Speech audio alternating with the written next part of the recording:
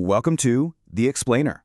Today, we're going to build out that core vocabulary that every single data professional needs. We're going to take these complex-sounding terms and turn them into a clear, visual journey that'll really help you stand out. So here's our game plan. We're going to follow the logical journey of data, starting from its raw, messy form and following it all the way through to those clean, actionable insights that actually drive big decisions. Let's get into it. Okay, first things first. Why does any of this even matter? Well, I'm not kidding when I say that mastering these terms can make or break your career. In a job interview or a big project meeting, speaking this language fluently isn't just a nice to have, it's what separates the person who gets the job from the one who doesn't. So terms like database, data lake, data warehouse, if they all kind of blurred together for you, hey, you're not alone. But being able to confidently and clearly explain the difference, that's a huge signal to anyone you're working with that you really truly get the landscape. Before we can even think about storing or processing data, we have to understand what we're working with. What's its basic shape, its form? Turns out, it really just boils down to three fundamental types. This is where it gets really cool, because you can see the same piece of information literally transform. We start with this raw, unstructured, kind of messy block of text. Then it gets some organization with tags, making it semi-structured. And finally, it lands in its most powerful form for analysis, a perfectly clean, structured table with neat columns and rows. Okay, so we know what our data looks like. Now, where does it live? Choosing the right home for your data is a huge deal. And as you'll see, the type of data you have really dictates where you should put it. And this table just breaks it down perfectly. A database, that's your go-to for structured data, for general, everyday applications. A data lake, though, is like a giant reservoir. You can pour everything in there, raw, messy, all of it.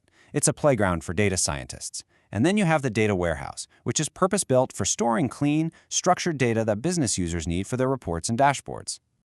So if a data warehouse is like a massive supermarket that has everything, think of a data mart as a small, specialized shop inside it, like just the bakery or the deli. It pulls a specific subset of data, maybe just for the sales team, from that huge warehouse to make it super easy for them to access. All right, our data has a home, but it's still kind of raw, right? So now we need to talk about the actual tools and processes that clean it, shape it, and move it around to turn it into a truly usable asset. Look, if there's one thing to remember here, it's this. SQL is for asking questions of your data. It's a query language. Python is for doing things with your data. It's a programming language for more complex tasks like automation or machine learning. Put simply, SQL tells the database what you want, and Python tells the computer how to do something. A data pipeline, honestly, the best way to think about it is like the plumbing in your house. It's this whole set of automated pipes that makes sure data flows smoothly from where it starts, gets cleaned up along the way, and ends up at its destination, ready to use. Now inside that plumbing, you're going to hear these two little acronyms all the time, ETL and ELT. They look almost identical, right? But just swapping that T and that L changes, well, it changes pretty much everything about how you handle data. So what happens when things go wrong? Because they always do. What happens when the data you're getting from the source suddenly changes its format? This is where you really see the critical difference between these two approaches. So in the classic ETL world, that's extract, transform, then load, you do all the cleaning and changing before the data even gets to its final home. The problem? If that source data changes and breaks your transformation step, boom, the whole thing just stops, dead in its tracks. Nothing gets through until it's fixed. But now look at the modern way, ELT, extract, load, then transform. Here, we just grab the raw data and load it straight into the warehouse first. If the source changes, the raw data still lands. Sure, the transformation part might break inside the warehouse later, but at least you have the data. It gives you so much more flexibility to adapt and fix things. Okay, deep breath, we've got our data. It's clean, it's in the right place. Now for the fun part. How do we actually start pulling meaning out of it?